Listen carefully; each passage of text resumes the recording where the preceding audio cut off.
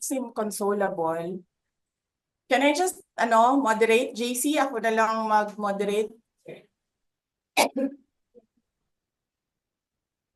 You can hear me, no?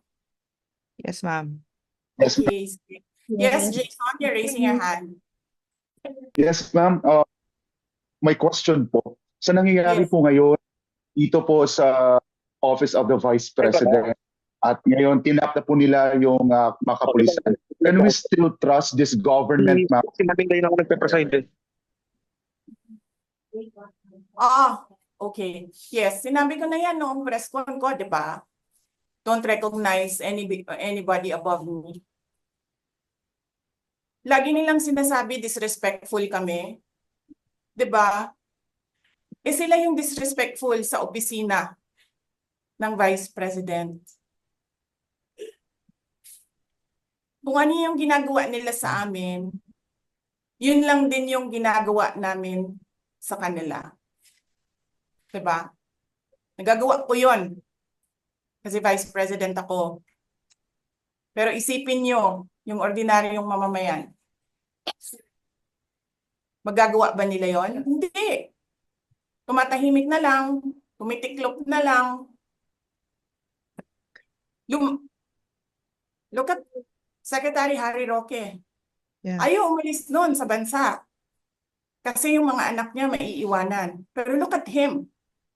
Umalis na lang. But no.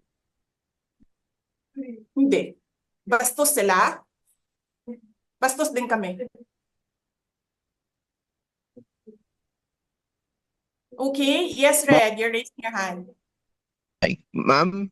Ma'am, good morning po ma'am. Sorry to ask this question kasi of course after this po ma'am magkakaroon naman po ng statement yung mga congressman natin, Yang Gun, sasabihin nila it's all drama and all. Ay siguro ma'am agahan niyo na po siguro i-rejoinder sa kanila kasi I know na after this, ma'am, magkakaroon na naman po sila ng statement, parang babaligtad nila yung sitwasyon at babaligtad nila yung opisina ninyo, ma'am. Siguro that's for me, for my end dito, for my Asan last yung question. nagtataas ng kamay na icon? Okay. Kumakit. Ay, sorry. Hold on na. Okay. Yes. Kasi ganito yan. Alam natin lahat, di ba? Sobrang kahayahay ang House of Representatives. Wala yan silang trabaho ng Friday. In fact, inaantay namin ang request, ang MR ni Attorney Lopez. Sandali, kumakatok.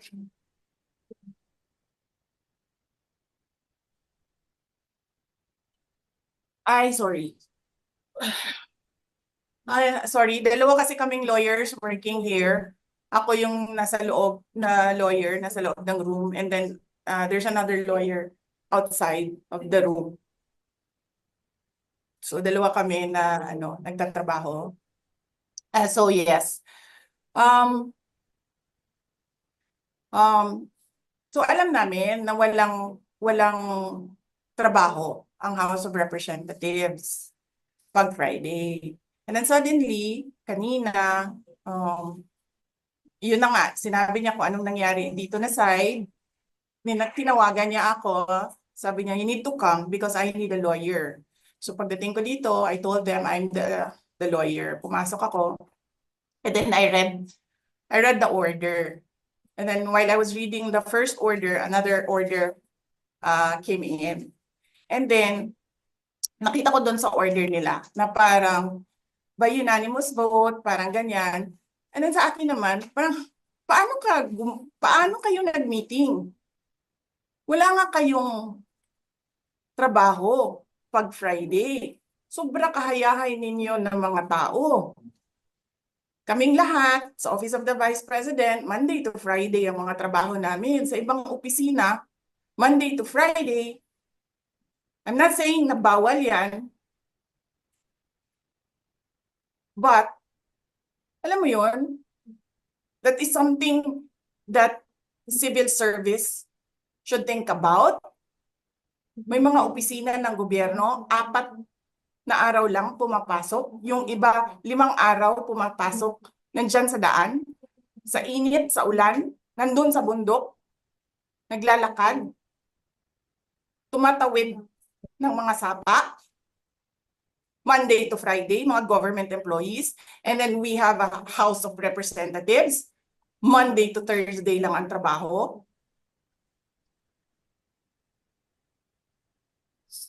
The civil service should rethink that.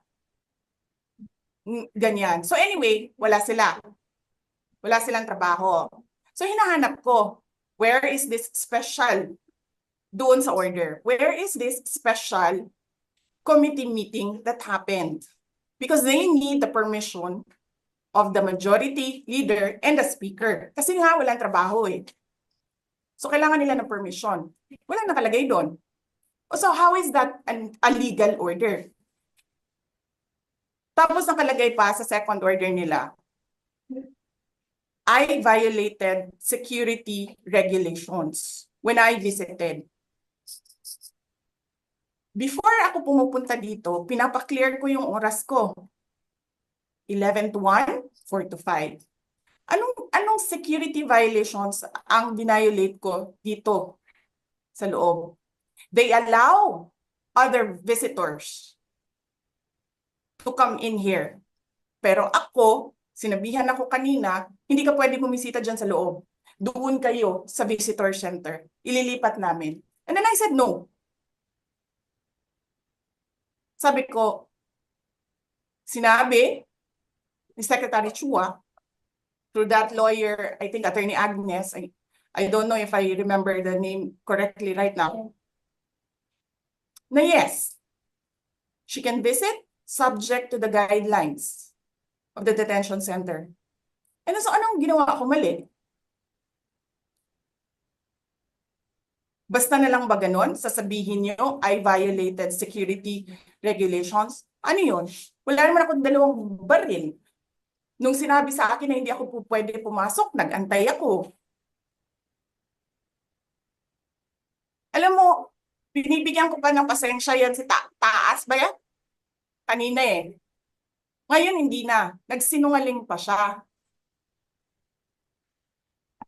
Na I refused daw to leave last night when I did not even know na pinapaalis ako. Ang sinabi lang sa akin, papatayin ang kuryente. Which I said, okay lang. Kasi may flashlight naman ako. Hindi ko naman kailangan ng kuryente. Tapos kanina sa media, pinapalabas nila na I locked myself doon sa kwarto. Of course, nag-lock ako kasi natutulog na ako.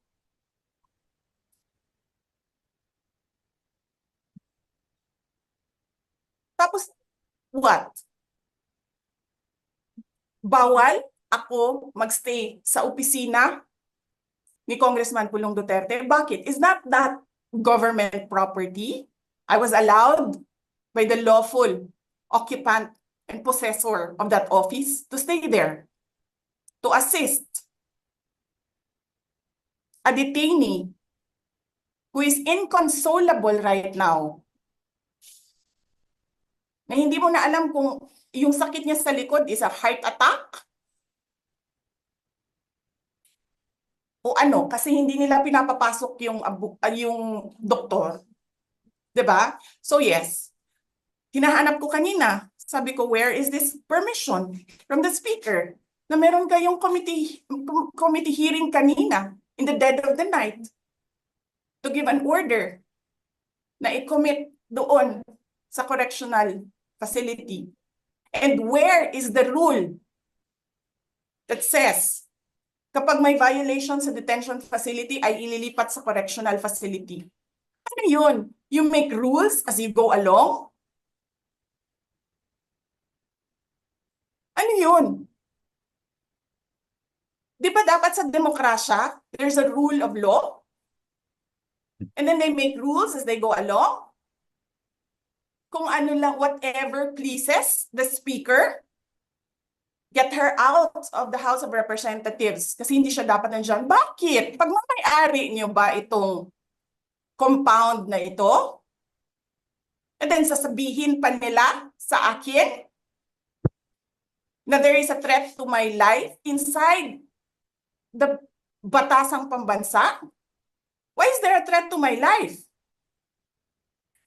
This is the most secured facility because nandito lahat ng mga spoiled brat sa ating bansa. Tapos sasabihin pa nila, well, pabigat ka sa amin kasi kailangan namin dagdagan ang security mo. Bakit? Trabaho ba nila magbantay sa akin? Eh di ba trabaho ng BPSPG yon? Na may I just say? Binabawasan nila ng binabawasan araw-araw? Na as if this office is not the second highest office in this country, and only because umalis ako sa administration? Kailan ba nagsimula yung atake nila? Alalahanin nyo. Di ba? After ako nag-resign sa DepEd? Kailan ba nagsimula yung pambabastos nila? Last year. After that meeting with the Makabayan Black and Martin Romualdez. They started destroying my name, pummeling me in the media with a multi-million PR campaign. Pinastos pa nila ako ng mga pagsisinungaling nila na kesyo taksil, kesyo korap, abusado. Nyo.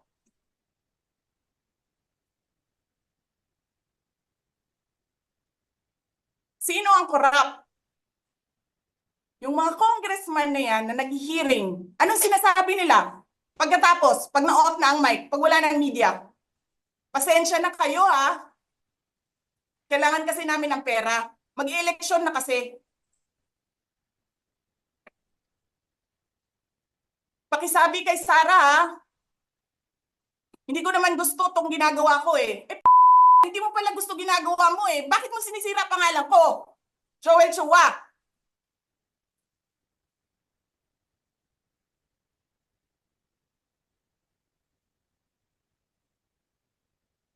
Ganyan. Ganyan ang bansa. This country is going to hell because we are led by a person who doesn't know how to be a president and who is a liar. Alam nyo anong pruweba ko na sinungaling siya? Tinanong ko, 2 businessman. Matagal na sa negosyo ng bigas. Because I was concerned. This is a campaign promise. 20 pesos na kilo ng bigas. And so, I really sat down and talked to a businessman. Sabi ko, sabihin mo sa akin, kung magagawa ba yung 20 pesos? Sabi niya, hindi. Napaka-imposibleng gawin yan. Because more than 20 pesos ang cost. Paano ka magbenta ng palugi? So tinanong ko, nagsinungaling ba siya nung sinabi niya? And then he said outright, yes. It's either he did not know what he was talking about, but so incompetent, or he was lying through his teeth to get the votes of people.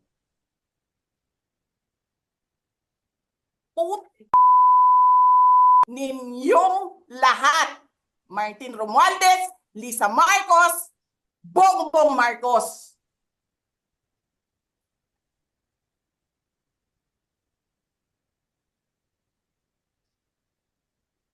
Ginigit-git nyo yung mga tao ko Diyan sa envelope na yan. Lisa Marcos, naalala mo? Nagpadala ka sa akin ng video? Sinabihan mo ako saan kukunin ang pera. Pinakita mo ang muka ng tao doon sa video message mo. Hi, Nikki. This is she's been working with us for the longest time. We trust her. You sent me written instructions about money. Millions a month. Anong nakalagay doon sa envelope? DepEd. Anong ginawa ko? Binigay ko sa DepEd.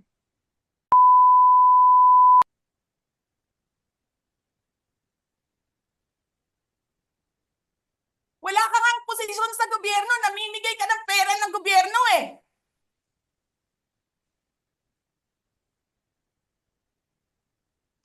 Sisirain mo yung tangal ng mga kasama ko sa Office of the Vice President. Sasabihin nyo sa mga tao, nakaw yan, confidential funds yan. Niwala nga kayong isang proof na confidential funds yan. Naniwala lang kayo sa isang babae na ang pangalan ay Gloria Mercado na nagsabi confidential funds yan, na hindi nyo nga nilabas na wala pang confidential funds, meron ng white envelope. Kasi 2022 pa lang,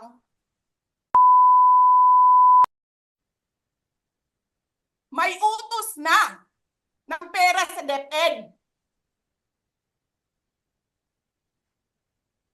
Tapos kami yung nagsisinungaling? Nagpipigil ako eh. Kasi gusto ko lang magtrabaho. Gusto ko lang tapusin nyo na yung ng show ninyo dyan sa House of Representatives para makabalik na kami sa trabaho namin.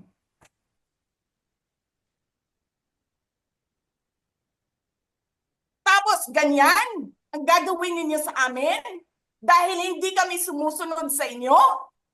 Dahil ayaw na namin tumulong sa inyo?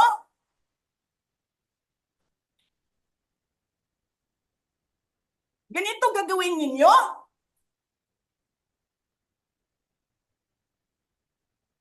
Presidente ka, may speaker ka na involved sa bribery ng Supreme Court justices.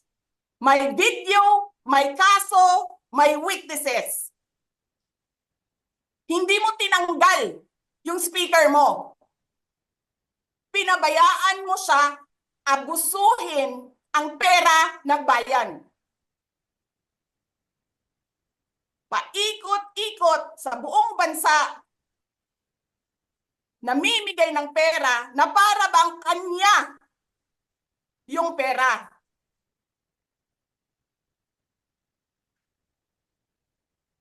Eh di ba nga, lagi niyo sinasabi separation of powers? Anong trabaho ng legislative branch? Gumawa ng batas. Anong ginagawa ni Martin Romualdez? Nagdidirect ng DSWD, namimigay ng ayuda,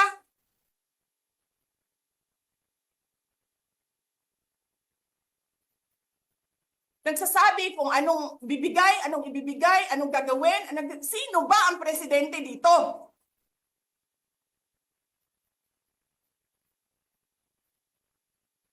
Alam nyo, alam namin, mali ang ginagawa ninyo. Sinabihan ko lang mga kasama ko sa Office of the Vice President, pasensya na, sumunod na lang tayo para matapos na sila.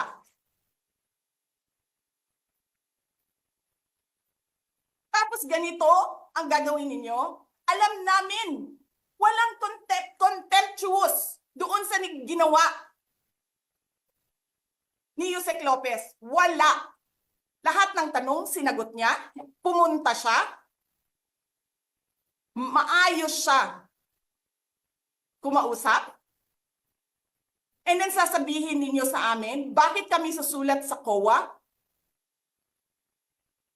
Bakit hindi kami susulat sa COA? Hindi tapos ang appeal namin. Hindi tapos ang audit namin. Tapos buhaghag na ninyo tanan ang gisubmit namo sa COA?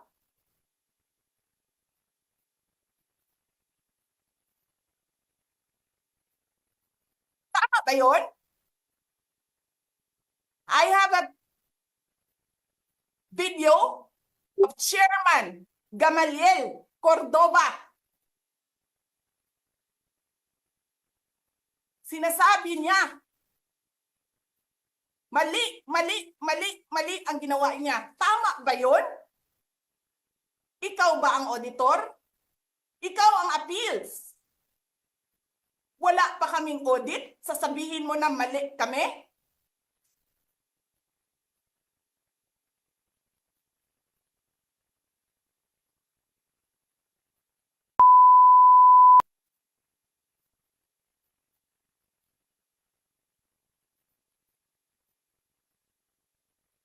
Hindi pa kayo nakakita ng kalaban na tulad ko.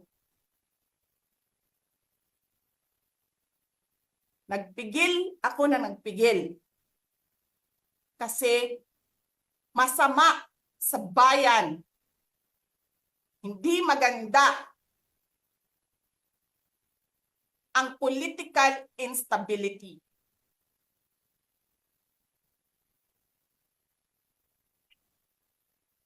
Pinabayaan ko kayo sirain ang pangalan ko. Kasi I have nothing to lose. Sinira niyo na siya. Wala na siyang ikakasira pa.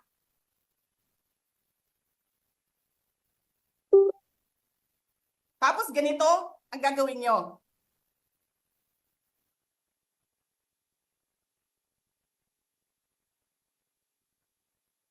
Hindi ko alam paano nakakatulog ang Chief of Staff ng Armed Forces of the Philippines. Gabi-gabi, mahimbing ang tulog mo. Ganito ang bayan natin. Bilyon-bilyon ang nawawala. Tanungin nyo si Congressman Ungab, Chairman ng Ways and Means, Chairman ng Appropriations Committee. Tanungin nyo siya, paano nawawala ang pera?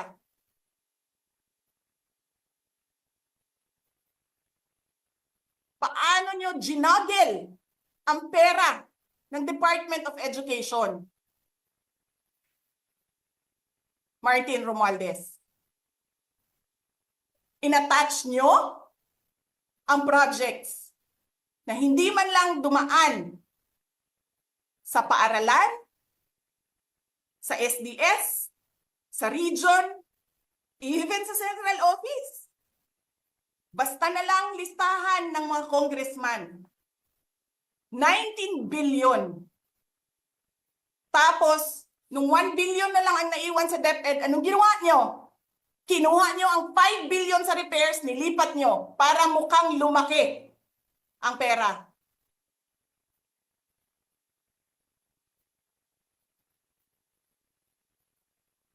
Martin,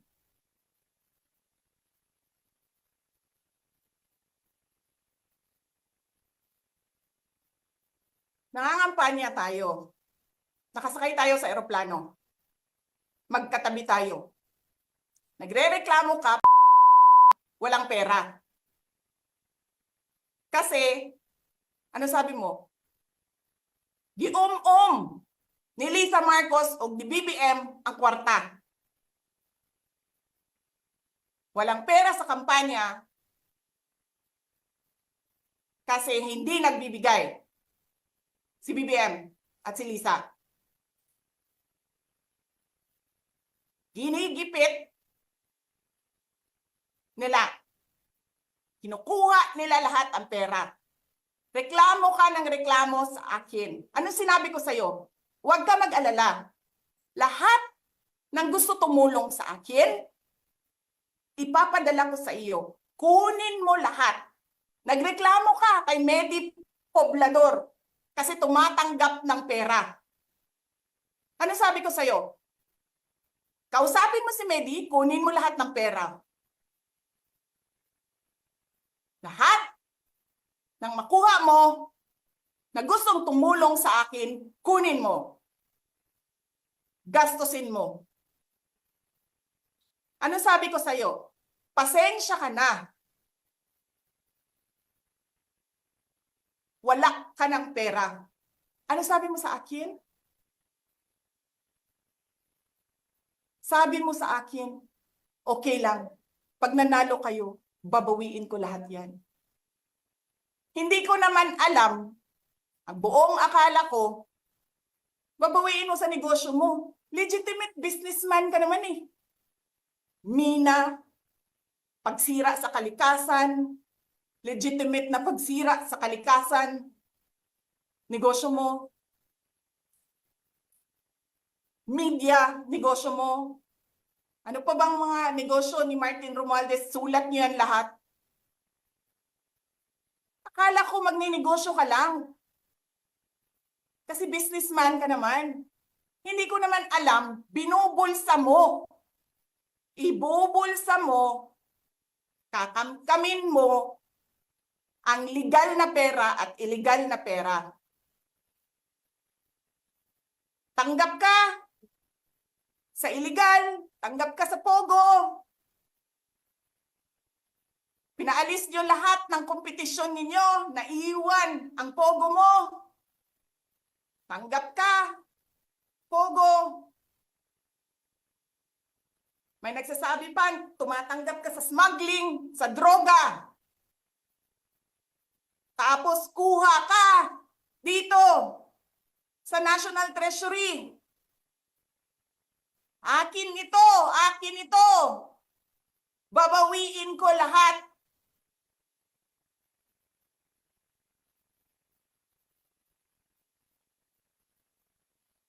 Masakit sa akin, Martin, hindi yung pagsira ng pangalan ko eh.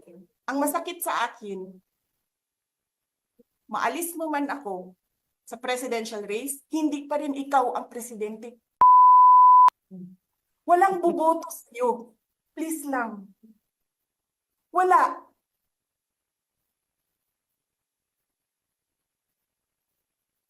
Hindi ka nga dumadaan ng contest eh. Kasi wala kang kalaban sa Tacloban.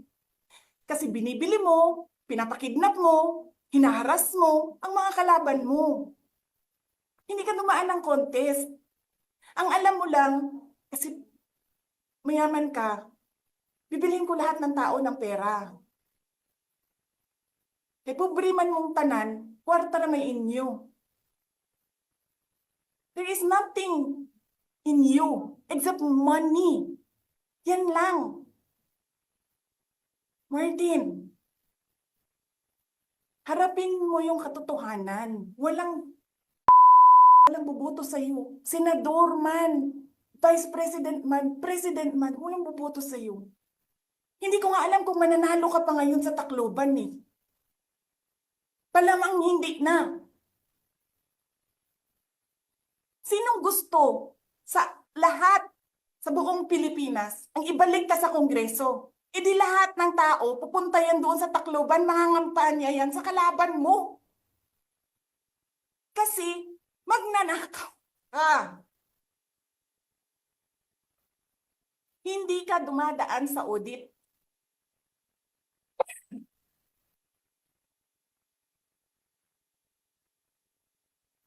Milyon-milyon, buwan-buwan, certification lang ng congressman. 1 million, 2 million, pirma lang. Alam nyo, bakit alam ko? Kasi may ME din ako. May ME ako sa DepEd, may ME ako sa OVP. Pero sa amin, sa akin, nire-require ako ng resibo ng COA.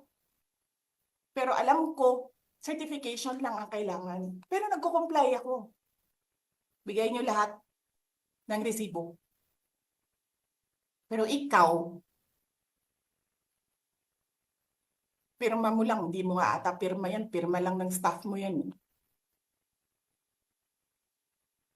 Milyon-milyon dyan sa Committee on Accounts. Lumalabas ang pera pirma nyo lang. Walang nag-audit sa inyo. Sino ang nag-audit ng confidential funds ng Office of the President? Wala.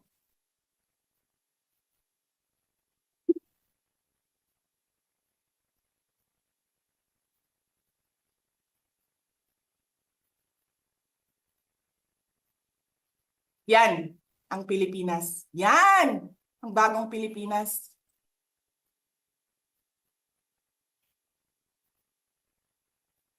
Kriminal ang speaker. Bakit ko nasabi kriminal siya? Basahin niyo yung kaso niya sa United States of America. Sinungaling, presidente. Double whammy pa. Hindi lang siya sinungaling. Hindi pa siya marunong maging presidente. Nagpresenta ka na magiging presidente ka. Tapos, hindi ka pala marunong.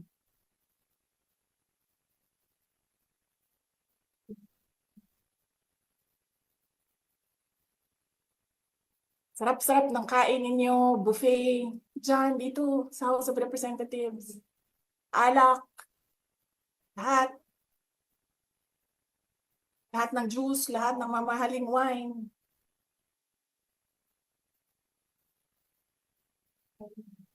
Pero yung taong bayan na pinamisan ninyo ng 20 pesos na rice, yung taong bayan na hindi ninyo pinupuntahan sa mga komunidad nila, ano sabi nila? Asin lang okay na mi, anad naman mi ana. Ganyan ang bayan natin. Okay na lang kami sa asin. Saan ka nakahanap ng bayan na ang tao, because of their hopelessness, because there is no functioning government, umukay na lang sa asin.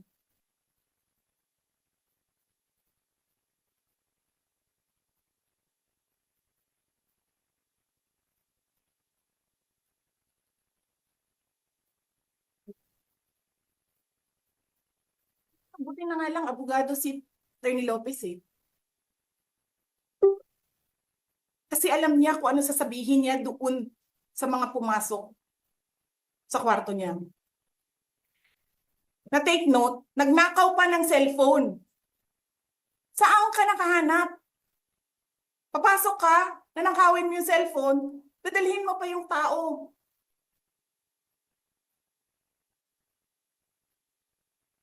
Huwag kang mag-alala, ma'am, sa security ko. Kasi may kinausap na ako na tao. Sinabi ko sa kanya, kapag pinatay ako, patayin mo si BBM, si Lisa Araneta, at si Martin Romualdez. No joke.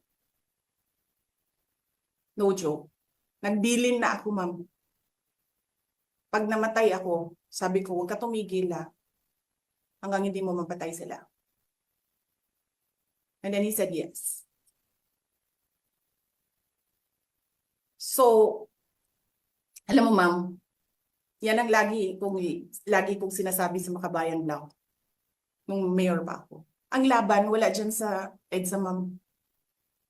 Wala dyan sa mga highway. Ang laban ma'am nandun sa loob ng palasyo. Yan ang problema. We appreciate yung expression ninyo ng disgust, ng pagkamuhi, ng hopelessness, kasi it reflects kung ano yung nararamdaman ng marami, milyon. Alam ko yan, ma'am, kasi kahit saan ako pumunta, ako ang sinasabihan, binoto namin yan dahil sinabi mo, iboto namin.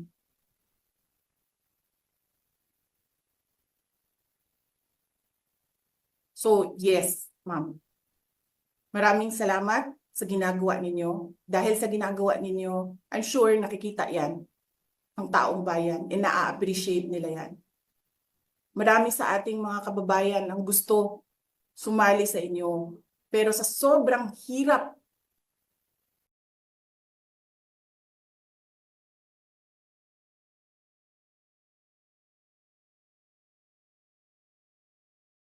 buhay ngayon, hindi nila maiwanan yung mga trabaho nila at hanap buhay para pumunta sa daan.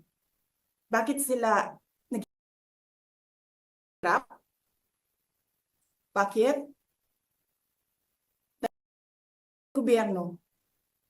Di ba dapat yung gobyerno natin ang nagpapagaan ng buhay ng tao? Bakit ang gobyerno natin ang nagpapahirap lalo sa tao? Kasi gusto ba nila lagi na lang mahirap ang mga tao para madali mapasunod? May mga lugar kami sa Mindanao na ganyan ang mga politiko. Gusto nila mahirap lahat. Kay bahugan lang nila og kwarta. Governor na sila, mayor na sila, congressman na sila. Hanapin niyo, ma'am, yung mga lugar na sobrang hirap sa Mindanao. Tingnan nyo anong gawain ng politiko. Pinapakain lang ng pera ang tao. Binabastos yung kanilang pagkatao. Dahil wala silang pakialam. Yan din yung mga tao na gusto sumama sa inyo, na nakikiisa sa inyo, pero hindi nila maiwanan yung hanap buhay dahil sa pamilya. Madami yan. Yes, sir. Salamat, sir. At binigyan nyo ng example ang ang taong bayan kung ano yung sinasabi ko, because it's happening all over the country. Gusto nila, sila lang ang mayaman. Alam nyo ba, sa bentahan ng mga relo ngayon, sino bumibili ng mga relo? 3, 4 at one time? Mga politiko. Mga galamay ng politiko, karamihan mga congressman. Tanong nyo sa mga dealer ng relo, ng mamahaling relo dito sa Pilipinas. Tanong nyo sa mga dealer ng mamahaling kotse sa Pilipinas.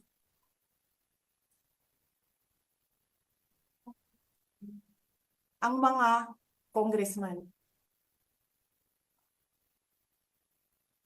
Yes, Ralph, you're raising your hand. Hello po, VP. Good evening po. I would like to take this opportunity po to ask po kasi recently po may parang statement si former President Rodrigo Duterte advising you po na kung pwede po is mag-retire ka na po sa politics. Wag ka na po daw umambisyon ng higher position sa maybe 6 years from now, yung presidential elections. Can I get your reaction po regarding this matter? Yes, oo, darating tayo dyan. Sigurado ako na hindi ako sasali sa politika. Okay po. Thank you po, VP. Hindi lang natin alam kung kailan kasi hindi natin alam ang mga plano ng Diyos. I mean, man can only plan, but God's purpose that will prevail. Yan yung commitment ko, Lopez. Yan yung commitment ko sa lahat ng OVP person. Maguguluhan na ako. Na sasamahan ko sila. Kung ano yung gusto nila, yun yung gagawin namin. So, sasamahan ko sila. Yes sir, nandyan sila sa labas. Pero talaga, totoo. Bakit kayo maglilipat ng tao sa loob ng correctional? Convict ba ito? Accused ba ito siya of a case? Of any case? Ano ba yung correctional facility? Di ba dapat sa mga akusado yon? At sa mga convicted? Di ba dapat kay Franz Castro yon? No. That is something to think about, no? Sa mga mambabatas.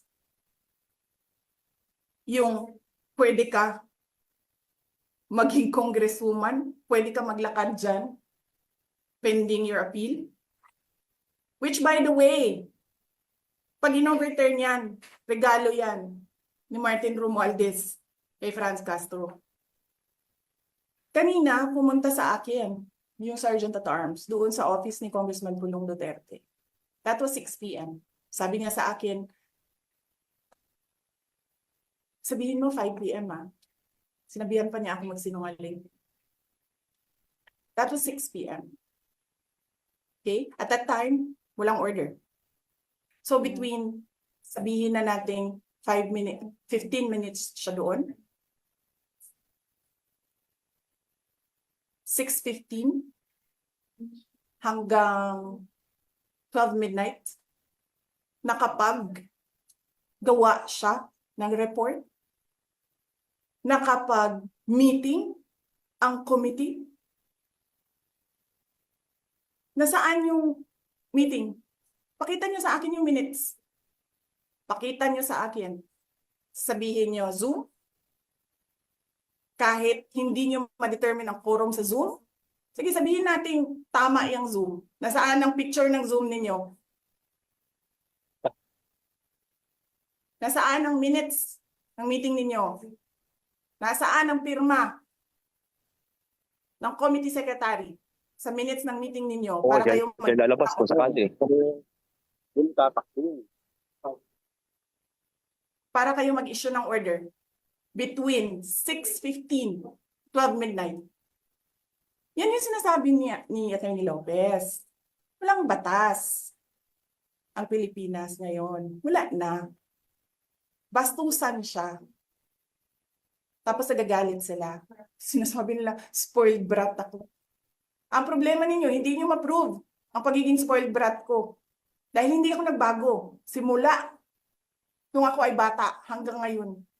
Hindi ako nagbago. Ni walang isang tao makapagsabi doon sa Davao City na spoiled brat ako. Sabihin niyo, corrupt ako? Ako ba yung may bribery case sa mga Supreme Court justices na hindi nahihiya? Wala akong corruption case. Sinasabi ninyo, nawawala ang pera dahil may notice of disallowance. Ano ba ibig sabihin ng notice of disallowance doon? Ano ba sinasabi niya? Kulang yung mga papel ninyo. Kasalanan ko ba yan? Galing sa field ang papel. Hindi naman ako ang gumagawa ng papel eh. So ibig sabihin, kasalanan ko kapag yung nag-uusap doon sa kalayo-layong barangay sa Samar, gumagawa sila ng papel na mali, sinasabi ng COA, tapos ako yung nagnakaw ng pera? Yung ina ninyo? Alam mo, ma'am, nagmumura talaga ako na tao. Kaso hindi lang ako nagmumura talaga in public. Dahil ang mga bata nakikinig sa akin. Napapansin ko yan. When I talk, children listen. That is the reason why I don't cuss in public. But it doesn't mean na hindi ako marunong at hindi ako nagmumura. I am doing it for the sake of the country kasi nakikinig yung mga bata sa akin. Hindi sila nakikinig kay Martin Romualdez. Lalo hindi sila nakikinig kay BBM. Hindi ko alam. Hindi ko alam bakit tayo umabot sa ganito. Hindi ko alam bakit umabot yung bansa sa ganito. Yes, ma'am. Sir, Dempsey. Hi ma'am. Sorry ma'am.